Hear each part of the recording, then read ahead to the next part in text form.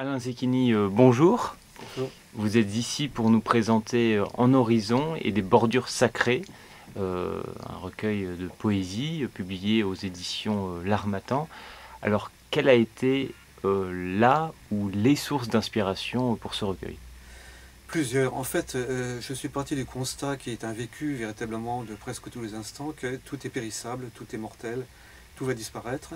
Et ça crée une sorte de sentiment d'inquiétude, parfois d'angoisse par rapport en fait aux choses de la vie et par rapport à son propre devenir, celui que chacun peut avoir. Horizon parce qu'effectivement, l'horizon c'est l'infini, ce qui veut dire que l'infini porte en lui peut-être une chance de survie. Et qu'est-ce qui doit survivre? Ce sont les choses qui se passent, et quand je dis les choses, c'est les êtres humains évidemment, c'est tous les événements dans l'espace-temps que nous vivons.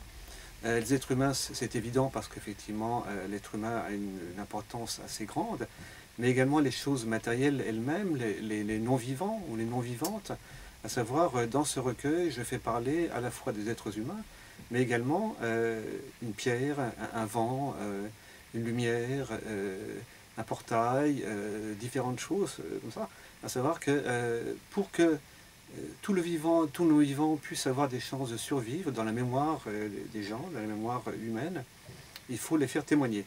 Voilà. Ça, c'est mon grand principe, mon grand credo que je poursuis de livre en livre, de recueil de poèmes en recueil de poèmes. Donc, je fais parler, c'est-à-dire en fait, je prête la voix à ce vivant et à ce non-vivant, afin qu'il y ait peut-être quelque part, dans un espace, dans un temps, dans une dimension que j'ignore, mais que je suppute, j'espère, il y aura une chance pour tout cela de survivre. Alors, c'est presque plus un recueil de témoignages finalement qu'un recueil de poèmes.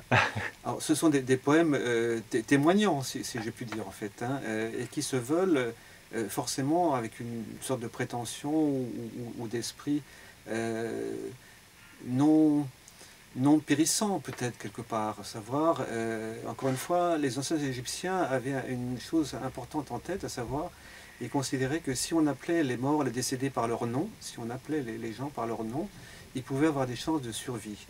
Ça m'a marqué comme exemple, c'est un petit peu ce que j'essaie de faire à mon niveau, bien sûr, dans ces poèmes. Je fais parler ce qui, normalement, n'a pas droit à la parole. Alors, les êtres humains ont le droit à la parole, mais les choses elles-mêmes n'ont pas droit à la parole. Ça me semble évident.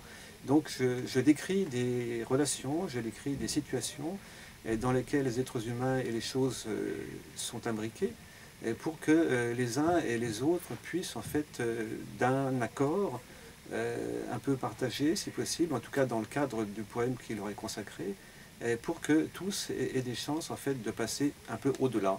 Alors au-delà, je ne serai pas là pour le voir, ou je ne sais pas trop, c'est un pari, et comme tous les paris, mais en tout cas, ça donne, oui, une force pour passer l'existence qui est la vôtre dans ce monde, encore une fois, périssable.